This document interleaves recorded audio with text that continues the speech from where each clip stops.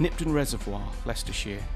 Without doubt one of the most beautiful locations to fish for carp in the UK, and the perfect place for the Free Spirit team to convene. Many of the swims are only accessible by boat, which in itself makes it a great challenge.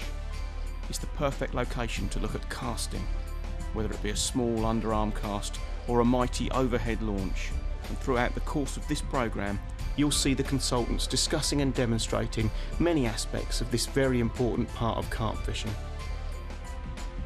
Whether it's 2 or 200 yards, the cast has to be right. It's all about presenting your baits correctly. A single cast can make the difference between catching and not. It's as simple as that.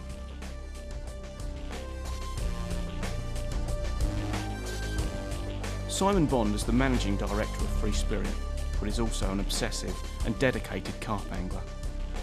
For a long time, Free Spirit has specialised in rods, and we're probably known as producing some very good casting rods. Now, one of the things about casting is that we do various tuitions, but it's nice to spread the word wider, and people like Mark, Lee with his short range stuff and some of the other things that haven't really been shown too much on film or DVD before. So I felt it was a nice subject to get to grips with, and to bring sort of some of the techniques involved to a wider audience. And it's not all about long casting, it's about various techniques as well. So some of the things that you don't see often, magaliners and so forth. Some of the lads are very good at magaliner, zig rigs, that kind of thing. So it's trying to show all the techniques involved in casting relative to different setups and different applications. Over the course of this programme, we've seen many methods of fishing, all of which have required their own casting style. Everyone has their own way of doing things, and we'd encourage you to find what works for yourself. But to point you in the right direction, here's just a few tips you may want to consider from some people in the know. Top tip for casting, always use a casting glove.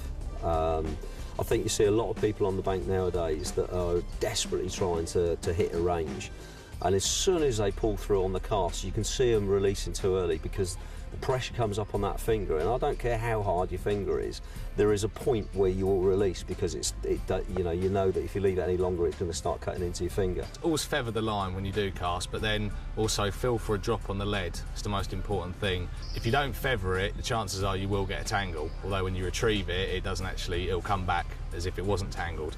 But by feeling the lead down, you also lay the rig out so you get better presentation. The other advantage is obviously you can tell what you're fishing over. If you get a nice donk, it's a harder bottom. If it's a bit softer, chances are it's sill. You can also watch the rod tip with the bounce. If it bounces, you've landed on something hard, but that's definitely something that I always do.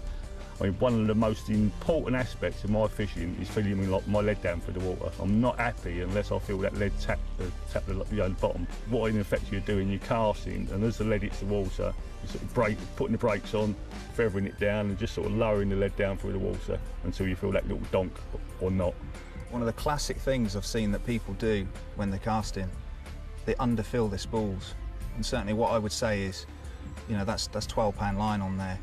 Don't be afraid to perhaps slightly overfill it. You'll find out when you first start casting with it if you have overfilled them because you'll bird's nest and you'll tangle up. But certainly, I always load up my reels. So it's almost waiting to zing off the reel, and it gives you extra yards. You've got to feather your cast. It doesn't matter whether you're spodding, whether you're chucking a marker float out there or putting the rig out. Feathering the cast does a good number of things. One, it controls the distance that you're casting.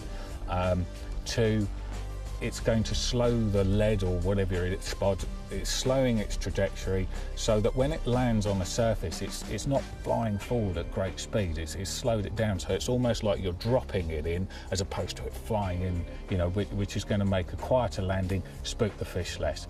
But the one single tip that I've been given and which I use now is to aim high. I see too many people actually aiming at the spot they're trying to land it on, as opposed to aiming above that spot. The lower you aim, the less distance you get. It's as simple as that. If you aim high, keep that action nice and high as well. Generally, you can get it out there that little bit further, and you maintain your accuracy. I tend to use a lot of PVA, little funnel web bags, bigger funnel web bags, whether that's crushed boilies, whole boilies. And I suppose I put them on the rig all the time because I like that rotation factor on the cast. I've always liked it since I was quite young, you know. But with a bag, you can see the rotation sort of going around a bit like a helicopter through the air. And then just at this time when it's going to hit the water, I stop it, feather it down, and I know that everything is bang on. I'm not a massive distance caster. I don't tend to do a lot of that type of fishing, but the reason I really like the extra backbone that the Hi-S has got is because I can control the direction of the cast a lot easier. I can steer it a little bit better. I've got control of the line, even in quite sort of strong winds. You can almost like bend it round with a rod that you know that isn't sort of flopping all over the place. You can't fail to mark that line, even if you're just going for a day. Why cast out and then not know where you've had that bite from? If you get that one bite, there's a good chance you're going to have a second. For accuracy casting, I always line up with the butt section of the rod like a rifle. Look straight down the rod, bring the rod straight over, it can't go anywhere other than straight. What I try and say to people is to try and get the baits on the money. If it's not on the money, reposition it. It's okay being able to cast a long distance, even short distance, but get it on the money, and that should hopefully catch you more fish.